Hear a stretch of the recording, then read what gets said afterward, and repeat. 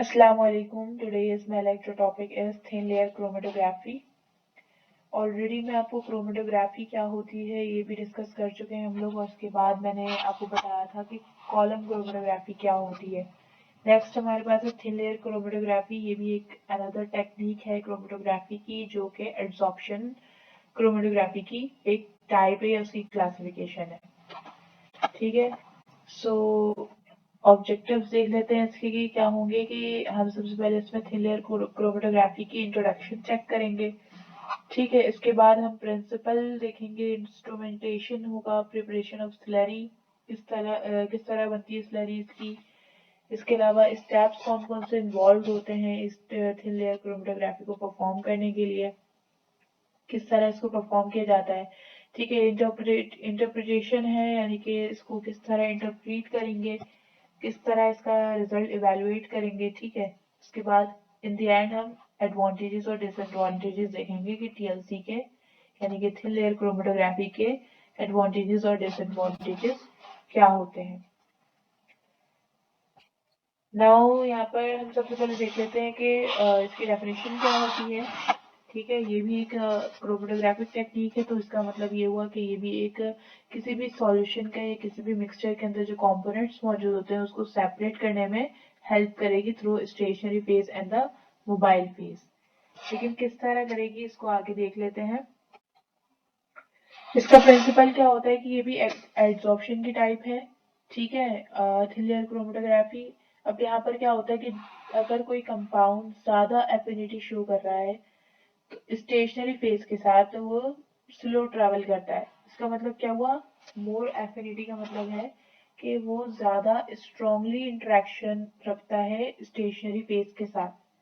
ठीक है, तो अगर जो ज्यादा स्टेशनरी फेज के साथ एफिनिटी शो करेगा तो इसका मतलब ये है कि वो ट्रेवल स्लो करेगा, यानी कि उसके जो स्ट्रॉन्ग इंटरेक्शन यानी कंपोनेंट जो भी था मिक्सचर के अंदर या सॉल्यूशन के अंदर, तो वो स्टेशनरी फेज के साथ जाकर एड्सॉर्ब होने लगेगा, जिसकी वजह से क्या होगा, उसका रिटेंशन टाइम स्लो हो जाएगा। वो स्लो स्पीड से जो है वो मूव करेगा, इससे टाइम टाइम कंज्यूमिंग है।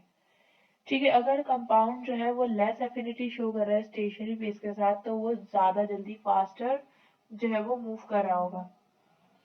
लेस एफिनिटी का मतलब ये हुआ कि वो वीकर इंटरेक्शन रखेगा स्टेशनरी फेज के साथ, और जो मूवमेंट या देगा फास्टर मूवमेंट देगा।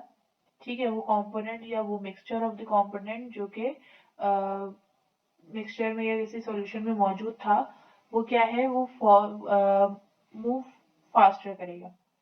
ठीक है, इसके बाद क्या कहा जा रहा है कि यहाँ पे the compounds are separated based upon the adsorption towards stationary phase. भाई ओवरऑल बात यही हो गई इसमें कि एड्सॉर्प्शन के बेस पर ही हम कंपाउंड की सेपरेशन करते हैं थ्रू स्टेशनरी फेज।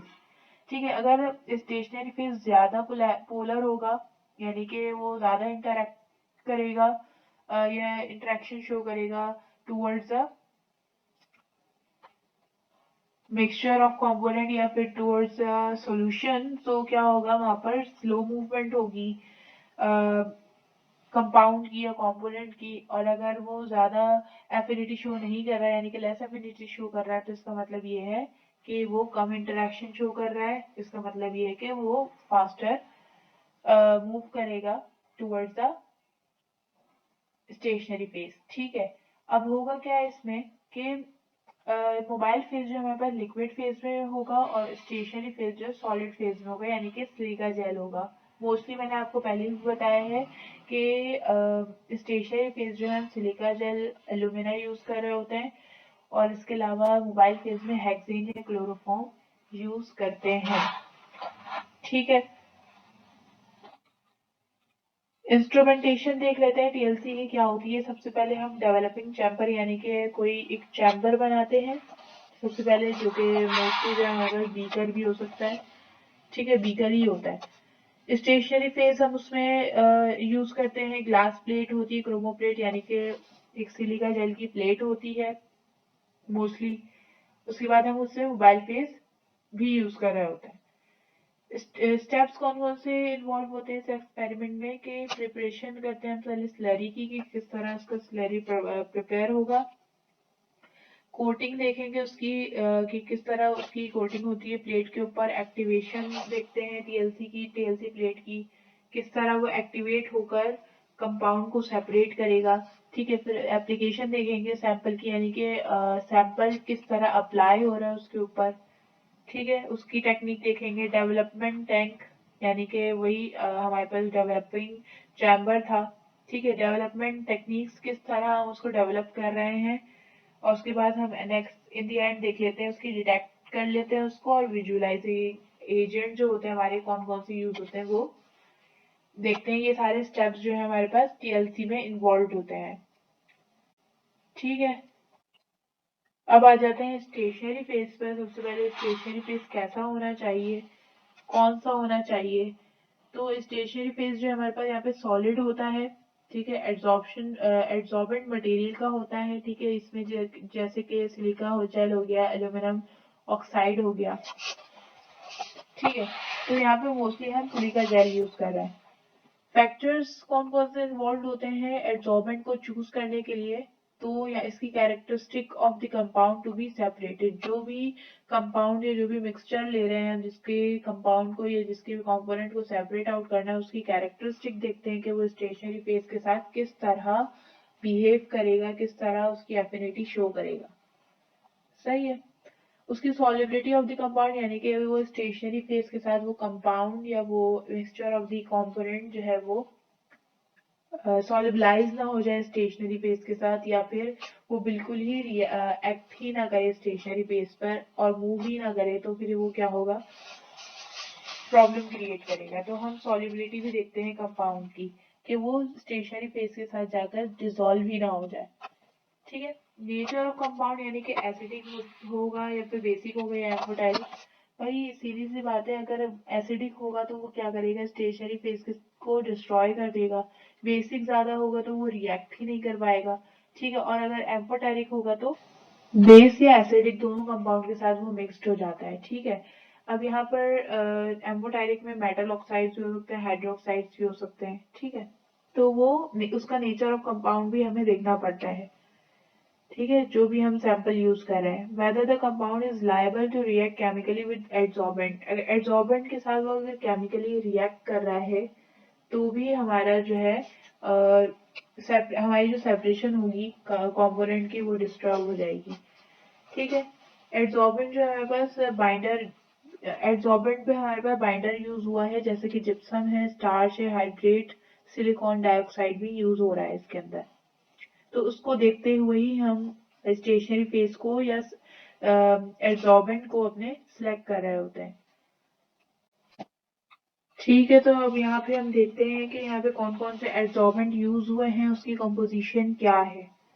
ठीक है, तो सिलिका जेल एच है यहाँ पर, जो कि सिलिका विदाउट बाइंडर, यानी कि उसके अंदर बाइंडर मौजूद नहीं है, उस स्टेशनरी फेज में या एड्सॉर्बेंट में बाइंडर मौजूद नहीं है। अब यहाँ पर एड्सॉर्बेंट जो है हमारे पास 1:1.5 के रेशियो से यूज हुआ है, यानी कि 1 ml या 1 ग्राम जो हमारे पास सिलिका होता है और 1.5 ml जो हमारे पास वाटर होता है। सिलिका जेल जी, सिलिका विदाउट कैल्शियम सल्फेट, ठीक है, 1:2 के रेशियो से होगा। सिलिका जेल GF254 सिलिका होता है, इसके अंदर बाइंडर होता है, फ्लोरेसेंट इंडिकेटर भी मौजूद होता है, यानी कि अगर हम इसको यूवी चैम्बर में रखेंगे तो वो फ्लोरेसेंस शो करेगा और वो हमें इंडिकेट कर देगा। वो क्या इंडिकेट कर रहा होगा कि हमारा कंपाउंड कितना ट्रैवल करता, हमारे कंपाउंड ने कितना ट्रैवल किया और वो कंपोनेंट कौन सा था। ठीक है, 1:2 के रेशियो से ये यूज हो रहा है। सेलुलोज पाउडर जो है हमारे पास, cellulose powder without binder use होता है 1:5 के रेशियो से। अब यहाँ पे सिलिका जेल GF का क्या मतलब हुआ है, G stand for gypsum, F stand for fluorescent indicator.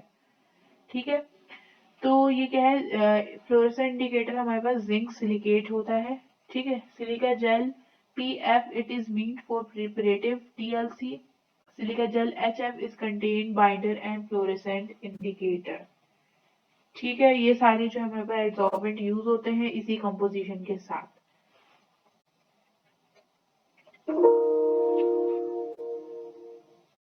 अच्छा, यहाँ पे मजीद हमारे पास एड्सॉर्बेंट मौजूद हैं। वहां पे सेलुलोज पाउडर विदाउट बाइंडर था 1:5 की रेशियो से। अगर सेलुलोज पाउडर विद बाइंडर अगर यूज होता है तो 1:6 के रेशियो से ये यूज हो रहा होता है। कैसलगर जी जो है हमारे पास डायटोमेशियस अर्थ प्लस बाइंडर्स में होता है 1:2 के रेशियो से। पॉलीअमाइड पाउडर जो है हमारे पास उसकी कॉम्पोजिशन क्या होती है, पॉलीअमाइड उसमें होता है 1:9 के रेशियो से। ठीक है, यानी कि पॉलीअमाइड जो है हमारे पास 1 ml या 1 ग्राम में होता है और 9 ml जो हमारे पास उसमें वाटर होता है। Al2O3G यानी कि एल्यूमिनियम ऑक्साइड जो है हमारे पास जिप्सम के साथ यानी कि बाइंडर के साथ मौजूद होता है 1:2 के रेशियो से। और सिलिका जेल N यानी कि सिलिका विदाउट बाइंडर जो है 1:1.5 के रेशियो से यूज हुआ है। यहाँ पे मोस्टली जो है हमारे पास जिप्सम यूज हो रहा है, नेक्स्ट आगे हम देखेंगे जरूर। ठीक है, तो वो हमारे पास एज अ बाइंडर यूज हो रहा होता है। अब आ जाते हैं एड्सॉर्बेंट। हमारे पास किस किस टाइप के हो सकते हैं, ऑर्गेनिक एड्सॉर्बेंट भी होते हैं और इनऑर्गेनिक एड्सॉर्बेंट भी होते हैं।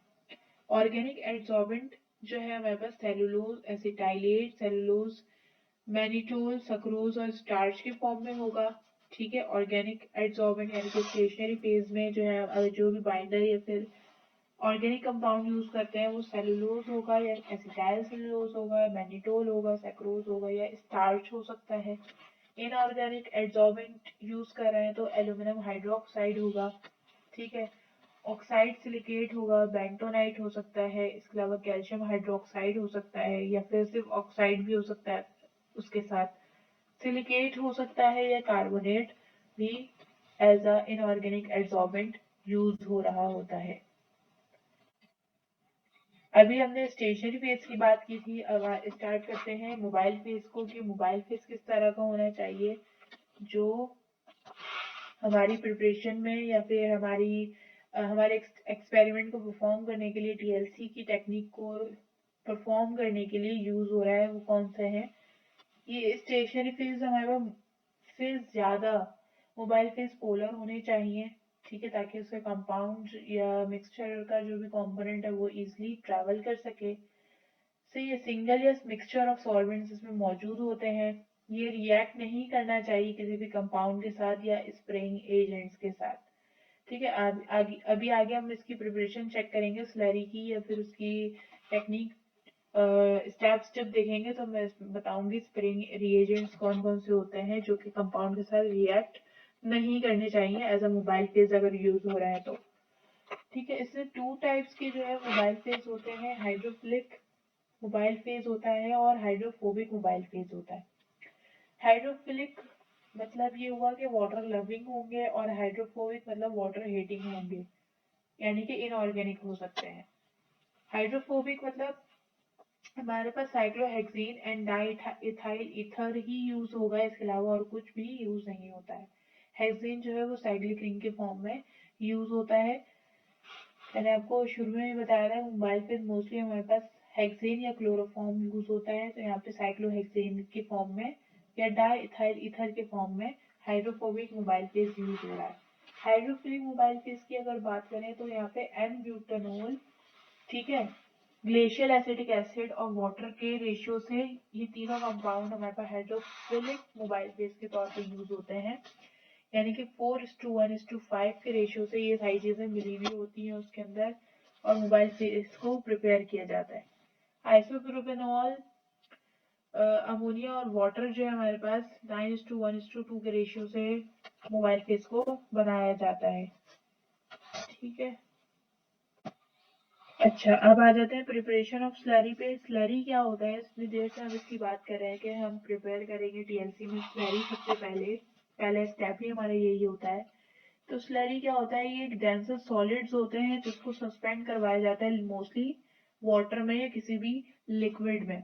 ज्यादातर हम जो है वो वाटर यूज करते हैं स्लरी बनाने के लिए। तो हम क्या करते हैं सॉलिड मटेरियल या डेंसर सॉलिड को, जैसे कि अगर स्टेशनरी फेज अगर हम सिलिका जेल यूज कर रहे हैं तो हम क्या कर रहे हैं कि सिलिका जेल को वाटर के साथ मिक्स करवा कर या फिर किसी भी ऑर्गेनिक या इनऑर्गेनिक लिक्विड के साथ एब्जॉर्ब करवा कर या उसको डिजोल्व करवा कर स्लरी बना लेते हैं। ठीक है, तो पाउडर एंड सॉल्वेंट का जो मिक्सचर होता है वो स्लरी होता है, वो उसको प्रिपेयर कर लिया हमने। उसके बाद optimum thickness of slurry is prepared. Optimum thickness होनी चाहिए, कहीं से ज्यादा मोटा कहीं से ज्यादा पतला नहीं होना चाहिए। अगर बहुत ज्यादा, अब यहाँ पे कंडीशंस लिखी हुई है, अगर स्लरी बहुत ज्यादा थिक हो जाता है तो वो कोई सेपरेशन शो नहीं करेगा कंपाउंड की, या किसी भी मिक्सचर ऑफ कंपोनेंट की सेपरेशन को शो नहीं करेगा। लेकिन अगर स्लरी जो है बहुत ज्यादा थिन हो जाता है तो वो क्या करेगा, स्पॉटिंग कंपाउंड की जो स्पॉटिंग जब हम कर रहे होते हैं, ये भी एक टेक्निक है जो कि अभी आगे डिस्कस करेंगे। तो जब अगर हम इसकी स्पॉटिंग कर रहे होते हैं कंपाउंड की स्प्रेडिंग के साथ, तो वो कोई एग्जैक्ट रिजल्ट या एक्यूरेट रिजल्ट नहीं देता स्पॉट का, या फिर हमारे पास जो कंपोनेंट था मिक्सचर के अंदर उसको हम इजीली डिटेक्ट ही नहीं कर पाते। ठीक है, अगर वो बहुत ज्यादा थिन होगा तो हमारे पास ऑप्टिमम थिकनेस होनी चाहिए स्लरी की, ना ज्यादा थिक और ना ज्यादा थिन। ठीक है, अब आ जाते हैं कोटिंग ऑफ प्लेट्स यानी कि सेकंड स्टेप। फर्स्ट स्टेप हमारे क्या था कि हमने स्लरी को प्रिपेयर कर लिया। सेकंड स्टेप में हम उसकी कोटिंग कर रहे होते हैं उस प्लेट की। तो हम किस तरह कोटिंग करते हैं, 4 टेक्निक्स होती हैं, पोरिंग होती है, स्प्रेइंग होती है, डिपिंग होती है और स्प्रेडिंग होती है।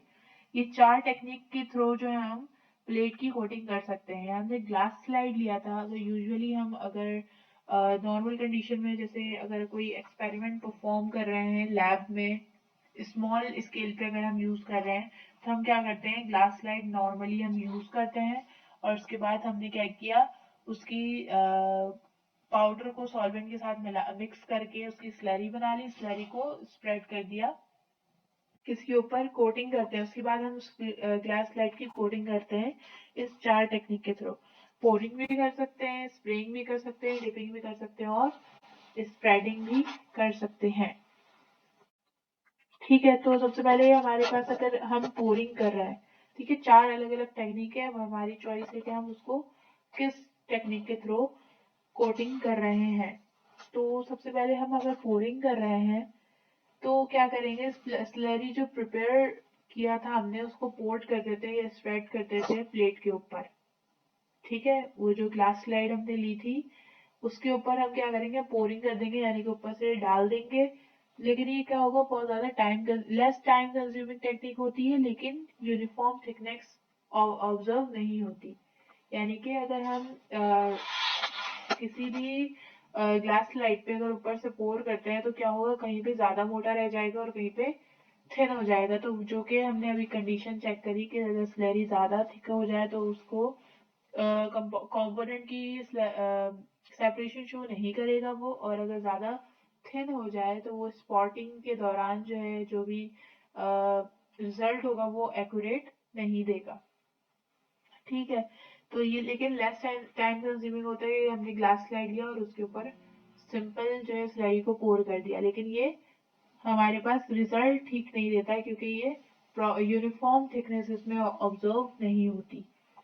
ठीक है, सेकंड स्टेप क्या होगा हमारे पास, सॉरी सेकंड टेक्निक क्या है, पोरिंग अगर हम नहीं कर रहे तो हम स्प्रेइंग करते हैं, जो कि ज्यादा यूजफुल मेथड होता है। स्प्रेइंग में क्या होता है कि हम जो हमारे पास स्लरी प्रिपेयर हमने की थी उसको क्या करते हैं, स्प्रे कर देते हैं प्लेट के ऊपर या फिर ग्लास स्लाइड के ऊपर। स्प्रे जब करते हैं तो क्या होगा, हमें पता है कि हमें किस साइड पे हमने कितना स्प्रे किया था, तो फिर वो उसकी यूनिफॉर्म थिकनेस शो हो सकती है। तो हम ज्यादातर स्प्रेइंग ही यूज करते हैं, लेकिन स्मॉल स्केल पे हम क्या करते हैं, पोरिंग यूज करते हैं, पोरिंग टेक्निक, क्योंकि जाहिर सी बात है, लेकिन हम बहुत कॉशियसली इसको यूज कर रहे होते हैं।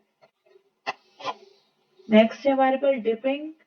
नंबर थर्ड टेक्निक हमारे पास क्या है, डिपिंग। अगर हम पोरिंग और स्प्रेइंग नहीं कर रहे तो हम डिपिंग कर रहे होते हैं। तो इसमें क्या होता है कि 2 ग्लास स्लाइड लेते हैं, उसको एक साथ स्लरी जिसमें हमने बनाया था उसको बीकर में डाल के, लेकिन इसमें क्या होता है, ये हमारे पास इसमें स्लरी ज्यादा चाहिए होती है। ठीक है, जाहिर है पूरा बीकर फिल करेंगे तो अगर हम ग्लास स्लाइड उसके अंदर फिल करते हैं पूरा डिप भी होना जरूरी है। ठीक है, तो इसकी कंडीशन ये हो जाती है कि हमें स्लरी इसमें ज्यादा चाहिए होता है। तो हमने क्या किया, बीकर लिया, बीकर को स्लरी से फुल कर दिया, उसके बाद हमने 2 ग्लास स्लाइड ली, या सिंगल ग्लास स्लाइड भी ले सकते हैं। उसको क्या किया, होल्डर से होल्ड किया, उसके बाद उसको सिंपल जो है वो बीकर के अंदर डिप कर दिया। डिप करके जब हम निकालते हैं तो यूनिफॉर्म ही डिस्ट्रीब्यूशन हुई हुई होती है, या यूनिफॉर्म थिकनेस हमारे पास शो होती है।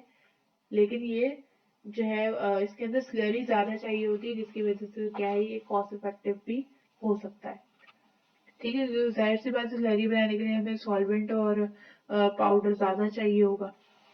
ठीक है, उसके बाद क्या है, स्प्रेडिंग। स्प्रेडिंग में क्या है कि स्पेसिफिक इंटेंस होता है ये स्लरी जो है वो हम क्या करते हैं, इसमें जो है वो स्लरी हमारे पास ऐसा एप्लीकेटर यूज हो रहा होता है, ये जो है मूव करता है स्टेशनरी प्लेट के थ्रू, यानी कि स्टेशनरी फेस के टूवर्ड्स जो है वो ये मूव कर रहा होता है, या फिर वो टाइड हो जाता है स्टेशनरी फेस के साथ, या फिर वो पुल कर देता है स्टेशनरी फेस के थ्रू।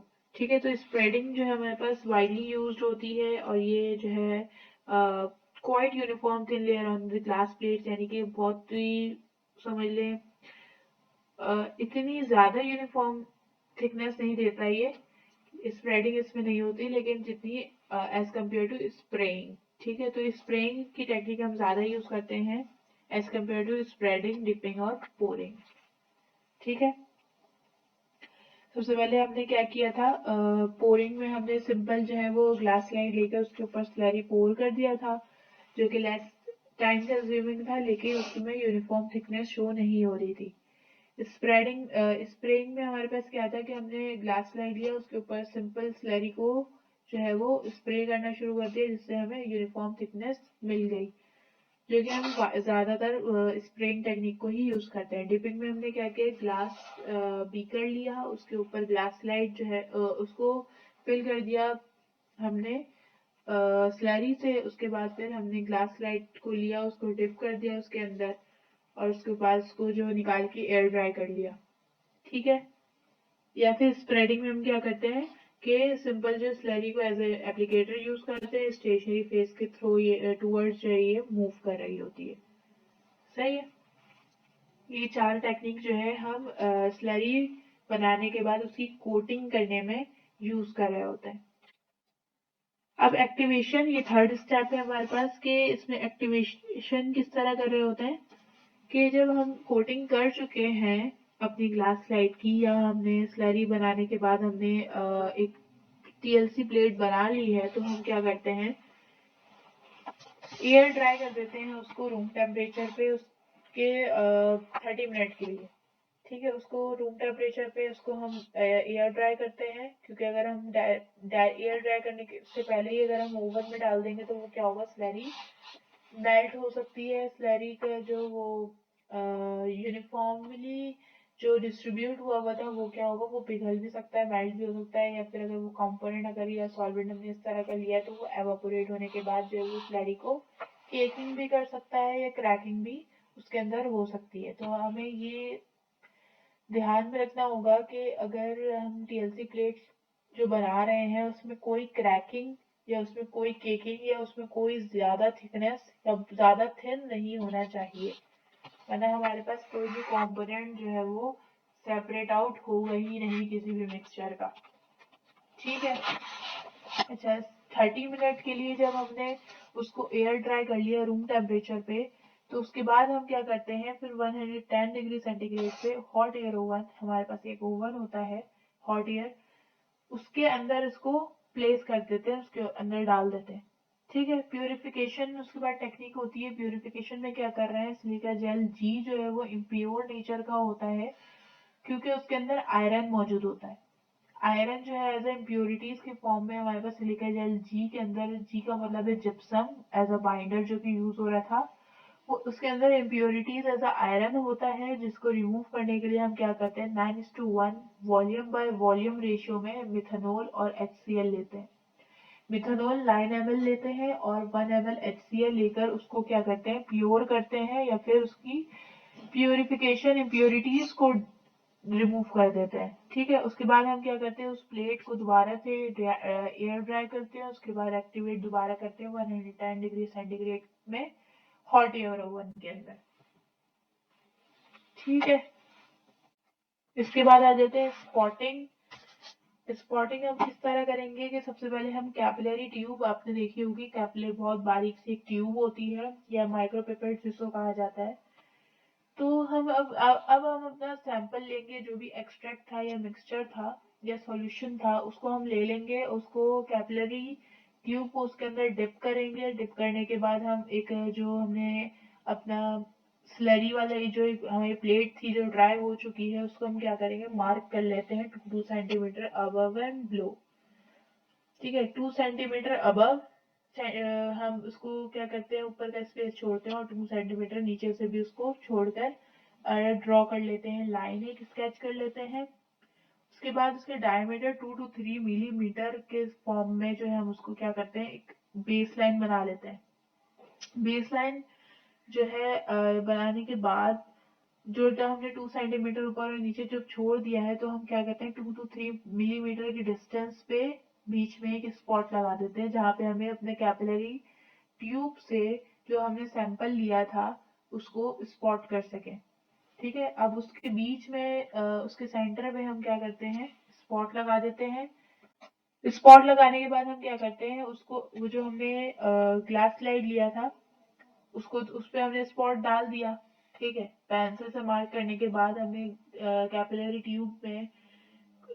ट्यूब को एक्सट्रैक्ट में डिप करने के बाद जब हमने बीच में जहाँ पेंसिल का स्पॉट था वहां पे स्पॉट लगाया। ठीक है, अब वो क्या होगा, थोड़ा सा फैल जाता है। ठीक है, उसके बाद हम क्या करेंगे, अब जो मोबाइल फेस हमने बनाया था बीकर के अंदर अपना, अगर ऑर्गेनिक था तो हमने उसमें डिफरेंट कंपोनेंट्स यूज किए थे, डिफरेंट रेशियोज से। आपने देखा था 9:1:5 के रेशियो से भी यूज किया था, या फिर हमने डिफरेंट जो यूज किया था। अगर ऑर्गेनिक इनऑर्गेनिक था तो हमने साइक्लोहेक्सेन या फिर डाइथाइल ईथर के फॉर्म में हमने मोबाइल फेस यूज किया था बीकर के अंदर। अब हमने जो बीकर लिया है उसके अंदर मोबाइल फेस मौजूद है और टीएलसी प्लेट जो कि आपने ऑलरेडी स्पॉटिंग उसके अंदर कर दी है सैंपल की। तो हम क्या करते हैं, उसको सिंपली पूरा डिप नहीं करते, सिर्फ एक साइड से, जैसे आप इस पिक्चर में देख रहे होंगे कि उसको क्या किया, टिल्ट करके साइड पर बस एक खड़ा कर देते हैं। ठीक है, उस टीएलसी प्लेट को साइड पे खड़ा कर देते हैं, उतना ही डिप करते हैं जितना हमने मार्क किया था, 2 सेंटीमीटर तक ही उसको डिप करते हैं, ज्यादा ऊपर उस लाइन से नहीं जाना चाहिए मोबाइल फेस। ठीक है, जब वो आप डिप कर देंगे बीकर के अंदर उसको, तो वो क्या होगा कि वो स्प्रेड होना शुरू हो जाएगा। जैसे अगर आपने कपड़े देखे हो, कपड़े पे अगर आप एक स्पॉट पानी अगर गिरा देते हैं, वाटर अगर गिरा देते हैं, तो क्या होता है, वो थोड़ा सा जैसे ही एब्जॉर्ब होने के बाद थोड़ा सा स्प्रेड होने लगता है। इसी तरह इसमें भी होगा कि सॉल्वेंट जो है वो हमारे पास जो कि मोबाइल फेस था वो ट्रैवल करना शुरू हो जाएगा। लेकिन हमें कंपोनेंट का जो है वो नजर नहीं आएगा, कंपोनेंट जो हमें सेपरेट होते हुए नजर नहीं आ रहे होंगे इसी के अंदर। कॉलम क्रोमेटोग्राफी जब हम देख रहे थे तो उसके अंदर कलर्ड फॉर्म में जो है हमारे पास कंपोनेंट सेपरेट हो रहे थे, लेकिन इसके अंदर ऐसा कुछ नहीं होगा। ये आपको सिंपल ट्रांसपेरेंट नजर आ रहा होगा कि सॉल्वेंट ऊपर जा रहा है। अब जो सॉल्वेंट हमारा ट्रैवल करता है वो 20 to 40 मिनट्स तक हमें वेट करना पड़ता है, कि वो बहुत टाइम कंज्यूमिंग होता है ये। तो हम क्या करते हैं, डिप करने के बाद उसको ऑब्जर्व करना शुरू कर देते हैं। जैसे ही अबव लाइन 2 सेंटीमीटर जो आपने ड्रॉ की थी, क्योंकि बिलो वाले को तो आपने डिप कर दिया है, बिलो 2 सेंटीमीटर वाले को डिप किया हुआ है, अबव जो 2 सेंटीमीटर था वहां तक हमारा सॉल्वेंट यानी कि हमारा मोबाइल फेस जो है वो ट्रैवल करना चाहिए। तो ये 20 से 40 मिनट का जो है वो इसका रिटेंशन टाइम होता है। तो वो क्या करेंगे, 40 मिनट तक या उससे ज्यादा भी हो सकता है। ठीक है, डिपेंड करता है कि उसके अंदर कंपोनेंट या सैंपल कौन सा मौजूद है। ठीक है, तो वो ट्रैवल करने लगता है जब 2 सेंटीमीटर, जब आपने जो ऊपर अबव ड्रॉ किया था वहां तक पहुंच जाए तो हम उस टीएलसी प्लेट को निकाल लेते हैं। निकालने के बाद यूवी चैम्बर में या किसी भी जो भी अभी आगे हम पढ़ेंगे तो उस टेक्निक के थ्रू क्या करते हैं, उसको ऑब्जर्व कर लेते हैं उसके अंदर कि कौन कौन से कंपोनेंट मौजूद थे। अगर यूवी चैम्बर से कर रहे हैं तो फ्लोरेसेंस शो हो जाती है, यानी कि वो कंपोनेंट जो है हमें नजर आ जाएगा यूवी चैम्बर के अंदर। अदरवाइज फिर अनदर टेक्निक यूज कर रहे होते हैं। सही है, अब आ जाते हैं ड्राइंग पे। अब वही वापस मैंने आपको बहुत ज्यादा डिटेल में बता दिया है। अब ड्राइंग जो हमने की थी सॉल्वेंट की, allowed to reach a proper distance, this may take few minutes, 20 to 40 minutes. वही वाली बात हो गई कि 20 to 40 मिनट्स आपको जो है वो उसको चेक करना होता है, कि ऑब्जर्व करना है कि वो कितना डिस्टेंस ट्रैवल कर रहा है। सॉल्वेंट फ्रंट का मतलब हुआ जो भी सॉल्वेंट या मोबाइल पेज था वो कितना ट्रैवल किया, कितने मिनट में ट्रैवल कर रहा है, रिटेंशन टाइम उसका। फिर उसके बाद हम उसको जब पूरा वो उसने 2 सेंटीमीटर तक वो पहुंच चुका है तो हम उसको निकाल कर एयर ड्राई कर लेते हैं। ठीक है, एयर ड्राई करने के बाद क्या करेंगे कि डिटेक्शन करेंगे फिर किस टेक्निक से कि भाई हमें कौन कौन सा कंपाउंड उसके अंदर मिला है, कौन कौन से उसके अंदर कंपोनेंट्स मौजूद थे, वो हम चेक कर लेते हैं। जैसे मैंने आपको बताया यूवी चैम्बर वगैरह, तो डिटेक्शन फिजिकल भी हो सकती है और केमिकल भी हो सकती है। ठीक है, फिजिकल में हम क्या करते हैं, यूवी चैम्बर यूज करते हैं, फ्लोरेसेंस उसमें चेक हो जाती है, रेडियो एक्टिव मेथड अगर यूज कर रहे हैं तो गीगर मलर यूज करते हैं या auto radio active method use कर रहे होते हैं। सही है। केमिकल में स्पेसिफिक भी हो सकता है, नॉन स्पेसिफिक भी होता है। आगे चेक कर लेते हैं विजुअलाइजिंग एजेंट्स। ये अगर टेक्निक हम ये सारी कंपाउंड्स जो है, जैसे अगर एरोमेटिक कंपाउंड्स है तो उसके अंदर आयोडीन मौजूद होता है, आयोडीन टेक्निक के थ्रू, यानी कि अगर हम कोई भी स्पेसिफिक टेक्निक, जैसे कि अभी हमने पीछे देखा कि केमिकल मेथड के या फिजिकल मेथड दोनों के थ्रू जो है हम उसको इसकी डिटेक्शन कर सकते हैं। तो अगर एरोमेटिक कंपाउंड्स है तो आयोडीन के थ्रू, यानी chemical as iodine as a chemical use हो रहा है, तो हम एरोमेटिक कंपाउंड्स अगर चेक कर रहे हैं तो वो हमें पता होता है कौन से कंपाउंड्स हम चेक कर रहे हैं। तो कंपाउंड्स के अंदर कौन से कंपोनेंट्स मौजूद थे ये हमें डिटेक्ट करना होता है और ये ही सेपरेट आउट करना होता है। ठीक है, तो एरोमेटिक कंपाउंड्स के अंदर अगर अगर हम एरोमेटिक कंपाउंड की एनालिसिस कर रहे हैं तो हम क्या करते हैं, आयोडीन को चेक कर रहे थे, आयोडीन की स्प्रेइंग कर लें या फिर iodine as a chemical specifically use कर सकते हैं। ठीक है, अगर हम अनसैचुरेटेड कंपाउंड यूज कर रहे होते हैं तो यूवी लाइट यूज करते हैं। कार्बोहाइड्रेट कंपाउंड अगर है तो वो पैरा एनल पैरा एनएसआल्डिहाइड यूज होता है। अगर कार्बोहाइड्रेट के अंदर अगर हम यूज करें कार्बोक्सिलिक एसिड है तो ब्रोमोक्रिसोल क्रीन यूज होता है। ठीक है, एल्डिहाइड्स एंड कीटोन्स है, तो ये सारे केमिकल्स हैं जो कि डिफरेंट डिफरेंट कंपाउंड के एनालिसिस में यूज हो रहे हैं। तो एल्डिहाइड और कीटोन के लिए हमारे पास 2,4 डाईहाइड्रो फिनाइल हाइड्रोलिजीन होता है। ठीक है, गुड अमाइंस, देन हाइड्रीन जो हमारे पास अमाइन के लिए, अमाइन जो कंपाउंड्स होते हैं उसके लिए यूजफुल होता है बहुत ज्यादा। सल्फेनिलिक एसिड रिएजेंट या पॉलीस रिएजेंट या फिर सल्फ्यूरिक एसिड जो हमारे पास फेनोलिक कंपाउंड्स में यूज होते हैं। शुगर की एनालिसिस करनी है, शुगर कंपाउंड की अगर एनालिसिस करनी होती है तो एनिलीन थैलेट यूज कर रहे हैं। इसके अलावा कार्डिक ग्लाइकोसाइड्स, ठीक है, अगर वो उसकी एनालिसिस करनी है, इस कंपाउंड की एनालिसिस करनी है तो एंटीमनी ट्राइक्लोराइड यूज करते हैं। एल्कलॉइड्स के लिए हम यूज कर रहे होते हैं ड्रैगन ड्रॉप रिएजेंट। ठीक है, तो ये हमारे पास ये सारे कंपाउंड्स होते हैं जिसके एनालिसिस के लिए डिफरेंट टेक्निक्स अगर केमिकली भी हो सकती है, फिजिकली भी हो सकती है, रेडियो एक्टिव के फॉर्म में भी हो सकती है। ठीक है, तो ये सारी हमारे पास टेक्निक होती है जो कि डिफरेंट कंपाउंड्स के एनालिसिस में यूज होता है। अब आ जाते हैं इंटरप्रिटेशन पे कि इंटरप्रीट कैसे करेंगे अब हमने कंपाउंड को कि क्या रिजल्ट आया। ठीक है, तो सबसे पहले आरएफ वैल्यू चेक करते हैं। रिटार्डेशन फैक्टर होता है टीएलसी के अंदर। ठीक है, इसमें क्या होता है कि मूवमेंट ऑफ और migration of solute relative to the solvent front, कितना सॉल्यूट ट्रेवल करता है और कितना सॉल्वेंट ट्रेवल करेगा, ये हमारे पास क्या होता है, रिटार्डेशन फैक्टर। इसकी रेंजेस क्या होती है, 0 to 1, लेकिन अगर आइडियल वैल्यू हमें चाहिए तो उसकी 0.3 to 0.8 जो है हमारे पास रिटार्डेशन फैक्टर होता है। अच्छा, डिस्टेंस ट्रेवल बाय सॉल्यूट, ये हमारे पास आरएफ वैल्यू का जो भी वैल्यू आती है उसका ये फॉर्मूला होता है, डिस्टेंस ट्रेवल बाय सॉल्यूट और distance travel by solvent front. अब इसका क्या मतलब हुआ कि अगर डिस्टेंस ट्रेवल कर रहा है सॉल्यूट, यानी कि वो सैंपल का वो कंपोनेंट जो हमें डिटेक्ट करना है वो कितना ट्रैवल किया, उसने कितना ट्रैवल किया है, ठीक है। और सॉल्वेंट फ्रंट का क्या मतलब हुआ कि हमारे मोबाइल फेस ने कितना ट्रैवल किया। तो ये तो हमारे पास नोन होता है, क्योंकि हम जब ग्लास स्लाइड पे अपर और अबव और बिलो पे जो 2 सेंटीमीटर जब मार्क कर रहे होते हैं, तो हम उसको डिस्टेंस का उसके डिस्टेंस को कैलकुलेट कर सकते हैं या उसको मेजर कर सकते हैं सिंपली स्केल थ्रू स्केल।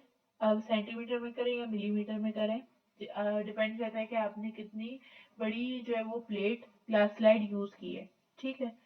तो सॉल्वेंट फ्रंट तो हमारे पास मोबाइल फेस कितना ट्रैवल करता है, तो वो पूरा ही ट्रैवल करना चाहिए, इससे ज्यादा नहीं होना चाहिए जितना हमने मार्क किया था। और सॉल्यूट यानी कि वो यूवी चैम्बर के थ्रू या फिर किसी भी टेक्निक डिटेक्शन जिससे हम कर रहे हैं, यानी कि यूवी चैम्बर से कर रहे हैं या रेडियो एक्टिव मेथड के थ्रू कर रहे हैं, केमिकली कर रहे हैं, स्पेसिफिकली कर रहे हैं, नॉन स्पेसिफिकली कर रहे हैं, तो उसके थ्रू हमें पता चल जाता है कि सॉल्यूट कितना ट्रेवल कर रहा है, ठीक है। उसकी रेंज क्या बताई मैंने आपको, 0 to 1, लेकिन आइडियल क्या है हमारे पास 0.3 to 0.8। यही हम अगर इसके अंदर अगर आ रहा है तो हमारे पास एक्यूरेट रिजल्ट आएगा, एक्यूरेट डिटेक्शन होगी कंपाउंड की, या कंपाउंड के अंदर जो भी कंपोनेंट मौजूद था या मिक्सचर के अंदर जो भी कंपोनेंट मौजूद था उसकी जो है वो एक्यूरेट मेजरमेंट हो सकती है, या एक्यूरेट हमारे पास रिजल्ट शो होगा। अदरवाइज क्या होगा, इससे ज्यादा अगर एक्सीड करता है तो फिर कोई एरर होता है, अगर इससे कम होता है तो फिर भी एरर ही शो करता है। ये इस तरह की हमारे पास एक ग्लास लाइट है, हमने मार्क कर लिया था अबव 2 सेंटीमीटर और बिलो 2 सेंटीमीटर, ठीक है। बीच में हमने सेंटर पे स्पॉट लगा दिया था। स्पॉट लगाने के बाद हमने मोबाइल फेस के अंदर डिप किया, डिप करने के बाद क्या हुआ, वो सॉलिड फ्रंट जो है हमारे पास मोबाइल फेस जो था वो ट्रेवल करना शुरू कर देता है। कोई हमारे पास कुछ भी नजर नहीं आता सिवाय ट्रांसपेरेंट जो है वो होता है, यानी कि जो आपके पास सॉल्वेंट जो ट्रेवल कर रहा है सिर्फ वही नजर आ रहा होता है, जिसमें 20 to 40 मिनट्स लग सकते हैं या उससे ज्यादा भी लग सकते हैं, ठीक है। उसके बाद फिर आप डिटेक्शन टेक्निक के थ्रू जो है उसको डिटेक्ट कर लेते हैं कौन कौन से उसके अंदर कंपाउंड्स या कंपोनेंट्स मौजूद थे, ठीक है। उसके बाद आप क्या करते हैं, यूवी चैम्बर के अंदर अगर चेक कर रहे हैं तो फ्लोरेसेंस नजर आ जाती है, हम क्या करते हैं पेंसिल के थ्रू उसको मार्क कर लेते हैं, मार्क करके जब हम उसको यूवी चैम्बर से निकालते हैं तो उसको फिर आप इसके थ्रू स्केल जो है वो मेजर कर सकते हैं, सही है। अब आ जाते हैं एडवांटेजेस और डिसएडवांटेजेस पे। इसके एडवांटेजेस क्या होते हैं थिन लेयर क्रोमेटोग्राफी के, कि क्रोसिव स्प्रे रिएजेंट्स जो है उसको हम यूज कर सकते हैं without damaging the blade. Corrosive अगर स्प्रे रिएजेंट, क्योंकि मैंने आपको बताया था स्प्रे के थ्रू अगर हम कर रहे हैं, आप कोटिंग कर रहे हैं तो फिर क्या होगा, क्रोसिव भी यूज कर सकते हैं, प्लेट भी वो प्लेट को डैमेज नहीं करता। सिंपल मेथड है, लो कॉस्ट का होता है ये, ठीक है। टीएलसी, इसके अलावा कोई भी टाइप के कंपाउंड को इसमें इजीली सेपरेट आउट किया जा सकता है, ठीक है। लेस क्वांटिटी में मोबाइल फेज और स्टेशनरी फेज यूज होता है, इसमें ज्यादा नहीं चाहिए होता as compared to column chromatography, जो कि मैं आपको प्रीवियस लेक्चर में बता चुकी हूँ। इसमें जो ये डिटेक्शन जो है बहुत आसान हो जाती है और फास्ट होती है, कोई भी ज्यादा इक्विपमेंट यूज नहीं हो रहा है, इसमें सिंपल एक ग्लास स्लाइड यूज हुई थी और साथ में आपके पास एक बीकर यूज हुआ था, इससे ज्यादा आपके पास कोई इक्विपमेंट यूज नहीं होता। बहुत सिंपल मेथड है, सेंसिटिव मेथड है, क्योंकि जाहिर सी बात है डिटेक्शन टेक्निक जो हम यूज कर रहे हैं, यूवी चैम्बर, ये सब जो है हमारी स्किन के लिए इरिटेंट कहलाते हैं, ये सारे स्किन के लिए ठीक नहीं होते, तो हमें प्रिकॉशंस को देखते हुए इसमें काम करना पड़ता है, ठीक है। जो भी कंपोनेंट सैंपल के अंदर मौजूद होता है उसको इजीली सेपरेट किया जा सकता है, रिकवर किया जा सकता है स्क्रैचिंग के थ्रू। इसके अलावा पाउडर कोटिंग के थ्रू भी हम उसको इजीली रिकवर कर सकते हैं, ठीक है। डिसएडवांटेजेस इसके क्या होते हैं कि भाई प्लेट जो है वो ज्यादा देर तक स्टेशनरी फेस के अंदर नहीं डाल सकते, separation takes place in an open. हम सिंपल इसमें जैसे कॉलम क्रोमेटोग्राफी में हमें कलर विजुअल हो सकता था, लेकिन इसमें हमारे पास कलर नहीं होता, हमें इसको किसी ना किसी डिफरेंट टेक्निक के थ्रू या डिटेक्शन टेक्निक के थ्रू इसको आइडेंटिफाई करना पड़ता है कि इसके अंदर कंपोनेंट कितना ट्रेवल कर रहा है, ठीक है। रिजल्ट जो है वो टीएलसी का बहुत डिफिकल्ट होता है, ठीक है, रिप्रोड्यूस नहीं हो सकता वो, सिर्फ सॉल्युबल कंपोनेंट जो है वो मिक्सचर के अंदर जो मौजूद होते हैं, सॉल्युबल कंपोनेंट, उसी ही इस टेक्निक के थ्रू उसको ही आइडेंटिफाई किया जा सकता है, सेपरेट आउट किया जा सकता है। क्वालिटेटिवली एनालिसिस सिर्फ पॉसिबल होती है, क्वांटिटेटिव नहीं होती। कि कितने अमाउंट में हमारे पास जो है वो मेजर करना है, कितना अमाउंट चाहिए हमें नहीं पता होता, ठीक है। ऑटोमेटिक नहीं होता ये, ठीक है, हमें मैनुअली परफॉर्म करना पड़ता है ये। टीएलसी जो है ओपन सिस्टम है, टेम्परेचर और ह्यूमिडिटी की वजह से रिजल्ट खराब हो सकता है, क्योंकि जाहिर सी बात है, मैंने आपको बताया था हेक्सेन और क्लोरोफॉर्म ये सब जो है वॉलेटाइल इन नेचर होते हैं, ठीक है। या फिर अगर हमने इसमें जो है मिथेनॉल और HCl यूज किया था इम्प्योरिटीज को रिमूव करने के लिए, तो अब वो मिथेनॉल और HCl जो है वह एवोपरेट हो जाते हैं रूम टेम्परेचर पे, वॉलेटाइल इन नेचर होते हैं, जिसकी वजह से क्या होता है, टेम्परेचर या ह्यूमिडिटी की वजह से क्या होता है, रिजल्ट में जरूर इफेक्ट आता है, ठीक है। Thank you so much. If you have any query regarding this lecture, feel free to ask on the comment section. Thank you.